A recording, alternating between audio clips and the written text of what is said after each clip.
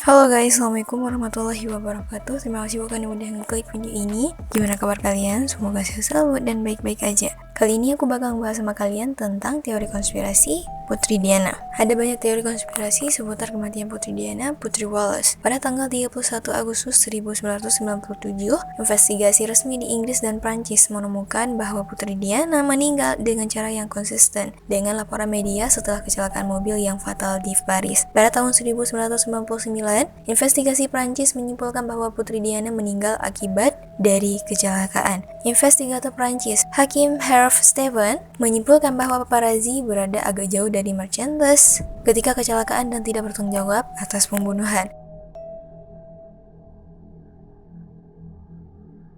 Setelah mendengar bukti di penyelidikan Inggris, juri pada tahun 2008 mengembalikan vonis dengan pembunuhan di luar hukum oleh pengemudi Henry Powell dan paparazzi yang mengejar mobil tersebut. Putusan juri juga menyatakan, selain itu kematian Princess disebabkan atau dibantu oleh fakta bahwa Putri Diana tidak mengenakan sabuk pengaman dan oleh fakta bahwa Marchantes menabrak pilar di terowongan Pont de Alma daripada bertabrakan dengan sesuatu yang lain. Aktif dalam membantah versi resmi dari peristiwa tersebut adalah surat kabar tabloid Inggris yaitu Daily Express dan pengusaha Mesir yaitu Muhammad Al-Fayed yang putranya Dodi adalah mitra Diana pada saat itu dan juga meninggal dalam kecelakaan waktu itu. Pada tahun 2003, kepala pelayan Diana yaitu Paul Burrell menerbitkan sebuah catatan yang ia klaim telah ditulis oleh Putri Diana pada tahun 1993, di mana ada tuduhan bahwa suaminya merencanakan kecelakaan di mobil, remblong dan cedera kepala serius sehingga ia bisa menikah lagi. Ia diduga telah menyatakan kekhawatiran serupa pada bulan Oktober 1995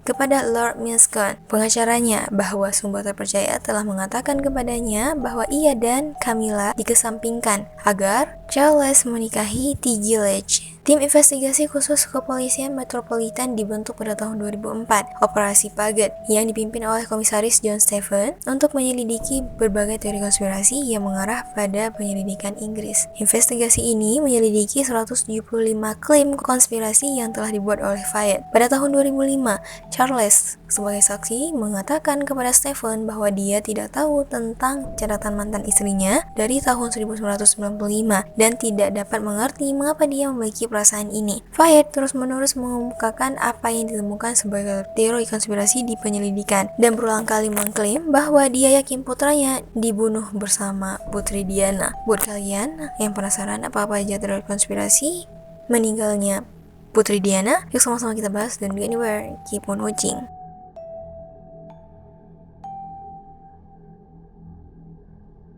Yang pertama ada Putri Diana sedang hamil. Saat kecelakaan terjadi, Putri Diana bersama dengan kekasihnya yaitu Dodi Al-Fayed, seorang miliarder asal Mesir. Menurut ayah Dodi yaitu Muhammad Al-Fayed, alasan pembunuhan itu karena Putri Diana telah mengandung anak dari putranya. Menurut Al-Fayed, keluarga kerajaan Inggris tidak dapat menerima bahwa seorang muslim Mesir akhirnya bisa menjadi ayah tiri dari calon Raja Inggris. Jadi, Inggris berencana untuk membunuhnya. Diskusi tentang potensi kehamilan muncul bahkan sebelum Putri Diana meninggal. Selama liburan di Prancis beberapa minggu sebelumnya, beberapa surat kabar berspekulasi bahwa dia mungkin hamil. Dan spekulasi ini didukung oleh komentar misterius yang dibuat Putri Diana tentang kejutan besar. Tapi tidak ada tanda-tanda kehamilan selama pemeriksaan postmortem. Tes lebih lanjut pada darah Putri Diana juga menemukan tidak ada tanda-tanda kehamilan. Dan bahkan tidak ada bukti bahwa Putri Diana mencurigai dia mungkin hamil. Banyak teman dekat dan orang lain mengatakan bahwa siklus menstruasinya normal dan bahwa dia menggunakan kontrasepsi.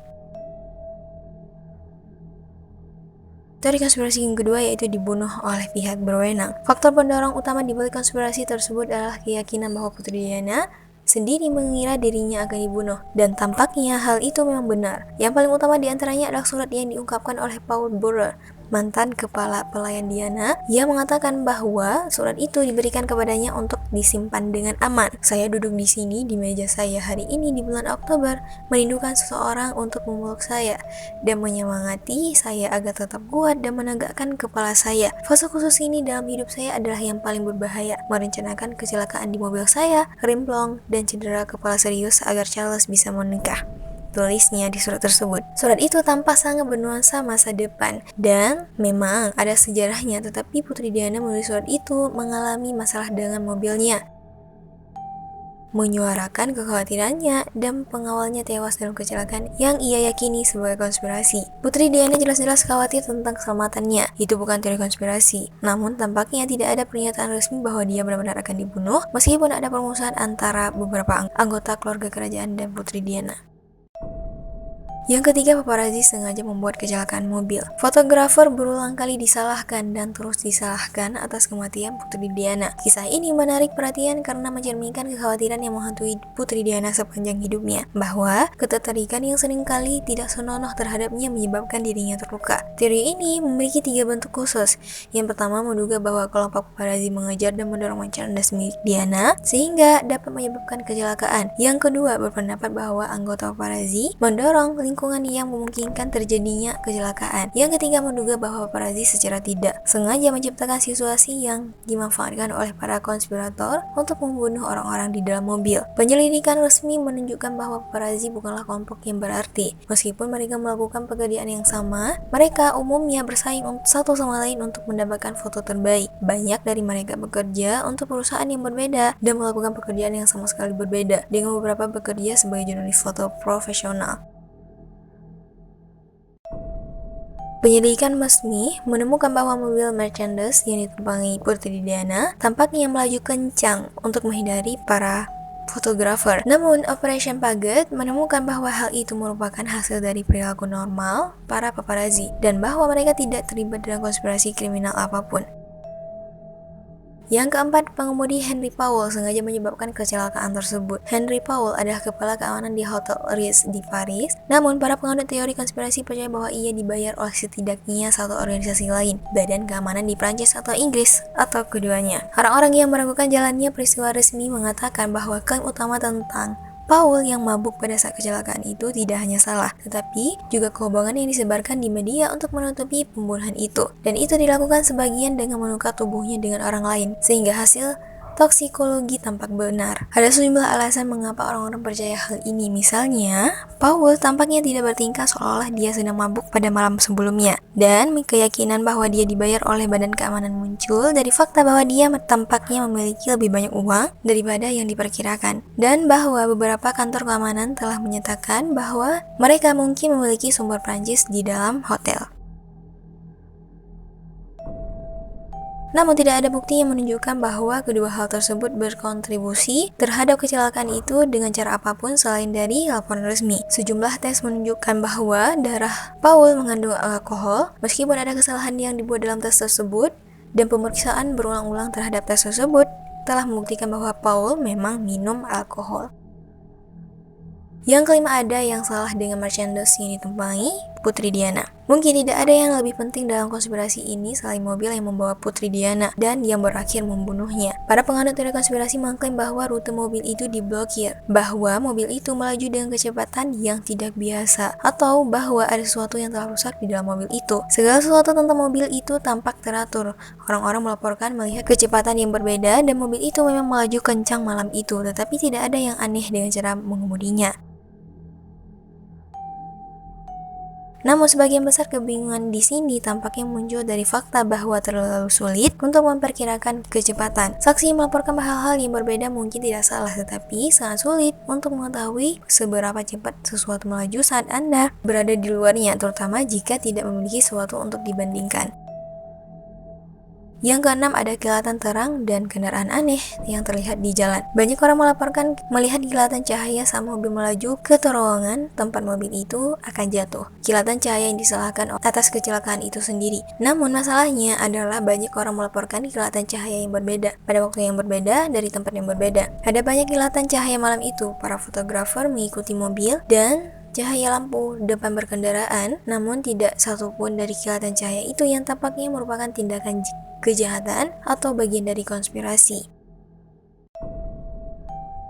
Perawatan medis Putri Diana sengaja disabotase. Para penganut teori konspirasi percaya bahwa para dokter sengaja membiarkan Putri Diana meninggal dengan tidak merawatnya dengan benar. Mereka menghentikan pemulihannya. Sebagian besar hal ini berkisar pada perawatan yang diberikan kepadanya di lokasi kecelakaan jika dia dibawa ke rumah sakit terdekat dan dirawat di sana, mungkin Putri Diana selamat. Sebagian dari kepercayaan terhadap teori ini berasal dari fakta bahwa pendekatan Prancis terhadap perawatan darurat berbeda dengan pendekatan Inggris. Di Inggris, petugas gawat darurat berfokus pada pemberian perawatan di tempat kejadian sebelum memindahkan seorang ke rumah sakit. Sedangkan di Inggris, yang menjadi perhatian adalah bagaimana membawa pasien ke rumah sakit lebih cepat.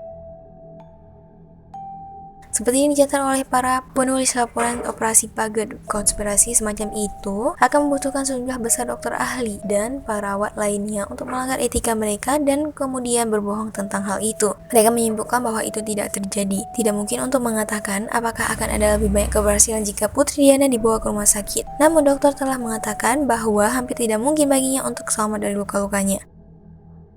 Yang terakhir ada pengawal Putri Diana terbunuh. Teori konspirasi seputar Putri Diana beredar bahkan saat dia masih hidup dan memang sang Putri Diana tampaknya mempercayainya. Pada tahun 2004, saluran berita Amerika Serikat NBC menayangkan video yang memperlihatkan Putri Diana berbicara tentang perselingkuhannya dengan Barry Meneke, seorang mantan pengawal yang ia gambarkan sebagai cinta terhebat yang pernah saya miliki. Namun semuanya terbongkar dan ia diusir, lalu dia dibunuh. Para penganut teori konspirasi menanggapi klaim tersebut dan menyatakan bahwa ada pengemudi misterius yang tampaknya membantu mengatur kecelakaan mobil yang menyebabkan Tuan Meneke meninggal. Ia sedang membonceng di atas sepeda motor. Menurut beberapa orang, sepeda motor itu menabrak mobil lain yang keluar dari persimpangan dengan sengaja.